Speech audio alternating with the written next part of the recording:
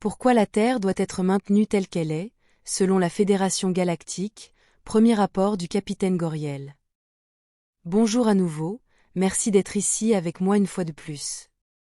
J'espère que vous allez très bien aujourd'hui, je suis Marie. Cette information peut être vue comme de la science-fiction, ou comme le spectateur le voit le mieux, et je la publie uniquement à des fins de divertissement. Cependant, je prends mes informations très au sérieux, et pour ceux qui ont des yeux pour voir.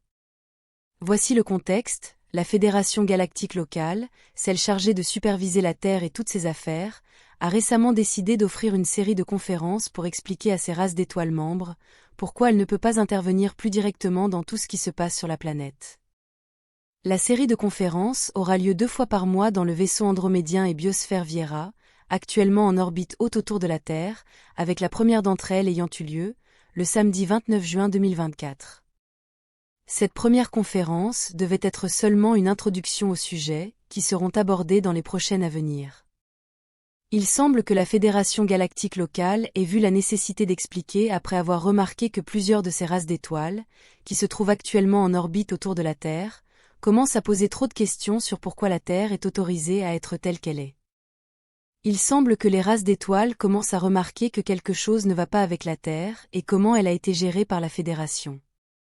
Alors que la reine Tégétienne Alénim se remet dans sa capsule médicale, et qu'il n'est pas sûr pour moi d'assister à ces réunions, d'autant plus que la Fédération locale a exprimé ouvertement son désaccord à l'égard de la participation à leurs réunions en utilisant la technologie de présence à distance. Le capitaine Goriel du vaisseau spatial Alcyone s'est porté volontaire pour assister à ces réunions en personne, mais pas seul car il ira avec au moins 4 autres membres de son équipage, qui agiront comme ses gardes du corps. Le capitaine Goriel est l'un des capitaines de vaisseaux les plus anciens et expérimentés de toute la flotte tégétienne. Il a remporté plusieurs prix pour l'excellence dans la gestion des vaisseaux spatiaux et l'efficacité dans la direction de son équipage, et il a été le seul capitaine à commander le vaisseau spatial Alcyone, car il est responsable à son bord depuis sa première mission. Le vaisseau spatial Alcyone est considéré comme le cuirassé et le vaisseau spatial le plus puissant de toute la flotte tégétienne, et est le vaisseau amiral de la classe qui porte son nom. C'est le plus grand et le plus puissant vaisseau spatial à avoir jamais fait partie de la flotte stellaire tégétienne, et le restera jusqu'à ce que le nouveau cuirassé, le SS Aldébaran, soit terminé. Il est actuellement en construction. Le capitaine Goriel a déjà été en orbite basse autour de la Terre, et il n'y a pas si longtemps, son vaisseau faisait partie du projet de premier contact, il a donc beaucoup d'expérience dans le traitement des affaires terrestres. Le capitaine Goriel parle couramment 3 langues terrestres, l'anglais, l'espagnol et le français, il peut donc interagir avec la majorité des personnes qui suivent ma chaîne YouTube. Goriel est un homme grand, mesurant 1,98 m de haut, il ressemble à un homme de 35 ans, et il a la peau blanche, les cheveux foncés, une barbe noire abondante et des yeux bleus perçants.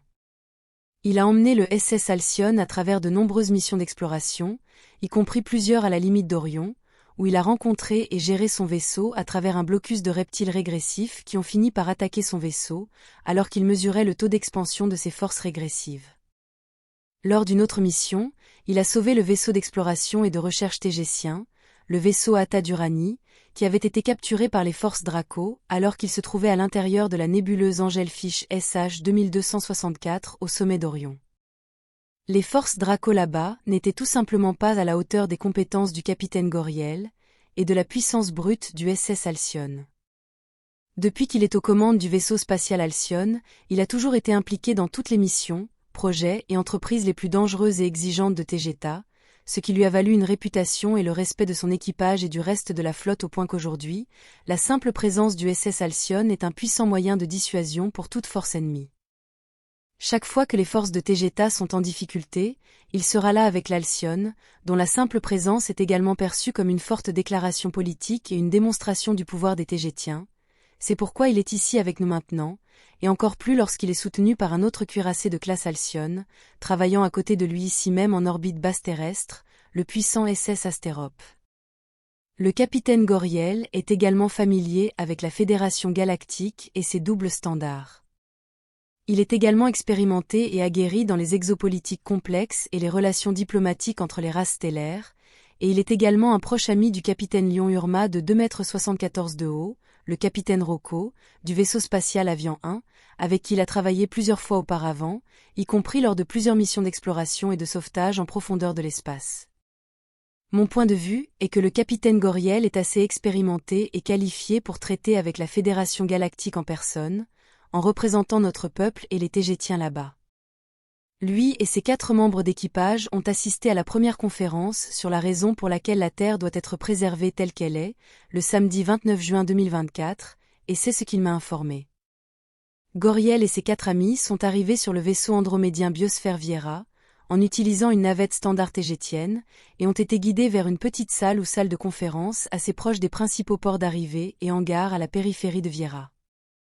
La salle était petite selon les normes d'andromédienne car elle ne pouvait accueillir qu'environ 200 personnes, pourtant pendant toute la conférence seules 34 personnes sont arrivées, donc la participation initiale à la première des conférences était assez faible.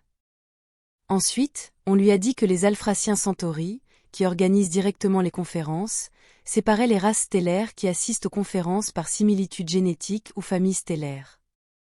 Par conséquent, les 34 personnes qui ont assisté à la salle de conférence où Goriel et ses amis se trouvaient, étaient représentées seulement par les races d'origine lyrienne ou humaine des étoiles et non par tous les participants de toutes les autres races qui étaient répartis dans d'autres salles de conférence.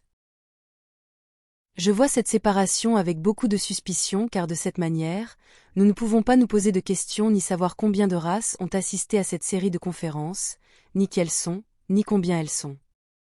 Je vois cela comme une stratégie de séparation pour limiter les interactions et empêcher les races de s'organiser et de calculer combien d'entre elles pourraient être contre les politiques de la Fédération Galactique concernant la Terre.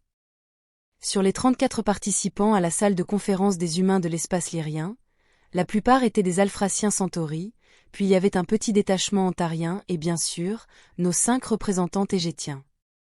Aucune autre race d'étoiles humaines lyriennes n'a assisté à cette conférence. Le conférencier et ses 2 assistants étaient des Alphraciens Centauri, donc aucun étortan ni andromédien plus louche n'était présent à ce moment-là. Après une brève présentation sur la transparence de la Fédération Galactique et son importance en tant que pilier de l'organisation la plus progressive et positive jamais existée, selon eux, bien sûr. Alors qu'ils parlaient beaucoup comme le ferait n'importe quel politicien démagogue humain, ils ont commencé à énumérer les principaux points pour lesquels la Fédération Galactique pense que la Terre doit être maintenue telle qu'elle est, en précisant également qu'ils développeront en détail chacun de ces sujets lors des prochaines conférences, car celle-ci n'était qu'une introduction.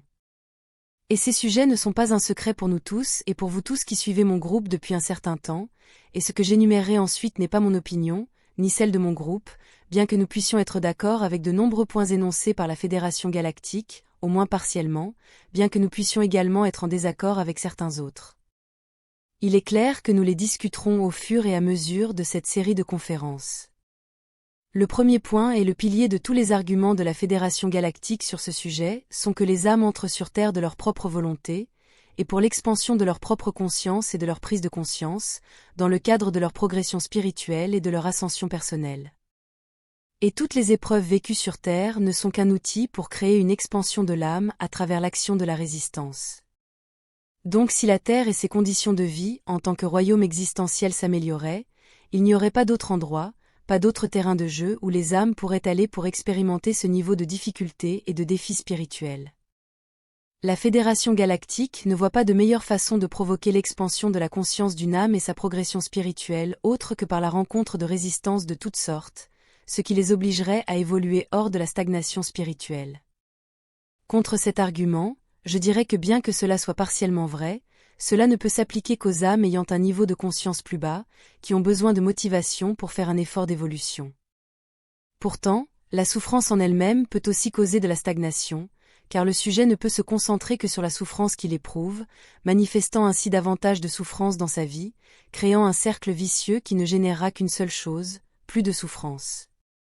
Je peux également argumenter que lorsqu'une âme est suffisamment évoluée, elle peut trouver la motivation pour progresser sur son chemin spirituel pour la simple raison, et pour l'expansion de la conscience elle-même.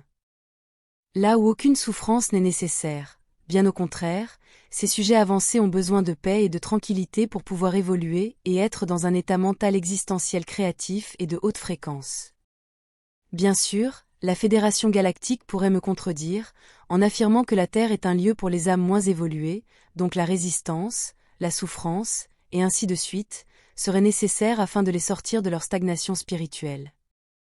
Et le deuxième argument présenté par les centauri alphraciens dans la représentation de la Fédération galactique est un dérivé ou une conséquence du premier.